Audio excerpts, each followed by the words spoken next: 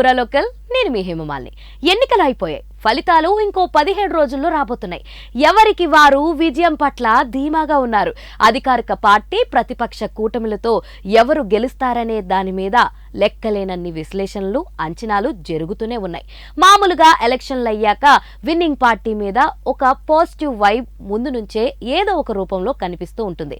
అది టీడీపీ, జనసేనకే ఉందని ఒక వర్గం భావిస్తుండగా వైసీపీ ప్రతినిధులు ఏకంగా సీఎం ప్రమాణ స్వీకార వేదిక తేదీ గురించి ప్రకటనలు కూడా ఇస్తున్నారు. హిందూపూర్ తరపున పోటీ చేసిన బాలకృష్ణ తిరిగి సినిమాల మీద దృష్టి పెట్టబోతున్నారు. ముందుగా దర్శకుడు బాబీతో సితారా ఎంటర్టైన్మెంట్స్ కోసం చేస్తున్న భారీ చిత్రాన్ని పూర్తి చేయాలి. టైటిల్ ఇంకా నిర్ణయించని ఈ యాక్షన్ ఎంటర్టైనర్ తాలూకు చిన్న టీజర్ అభిమానుల నుంచి మంచి స్పందన దక్కించుకుంది. ఇప్పటిదాకా 40% పూర్తయిందని ఇన్సైడ్ టాక్. తమన్ పాటలు ఇచ్చేశాడని, వాటిని చిత్రీకరించడమే బ్యాలెన్స్ ఉందని అంటున్నారు. 2024లోనే విడుదల చేయాలనేదే నిర్మాత టార్గెట్. దసరాకు దేవరా ఉంది కాబట్టి ఛాన్స్ లేదు.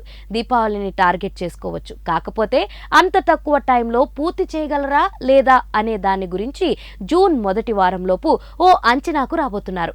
బాలయ్య నాన్ స్టాప్ గా డేట్స్ ఇవ్వడానికి సిద్ధంగా ఉన్నారు. టీడీపీ ప్రచారంలో ఆయన తన మీసపు కట్టును, హెయిర్ స్టైల్ ఏదీ మార్చకుండా బాబీ సింహ కోసం ఏర్పాటు చేసుకున్న దాంతోనే పాల్గొన్నారు.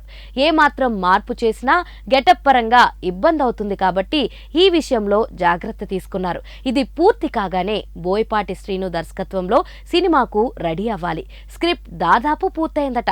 ఆగస్టులో ఫైనల్ నెరేషన్ ఉండొచ్చని వినికిడి.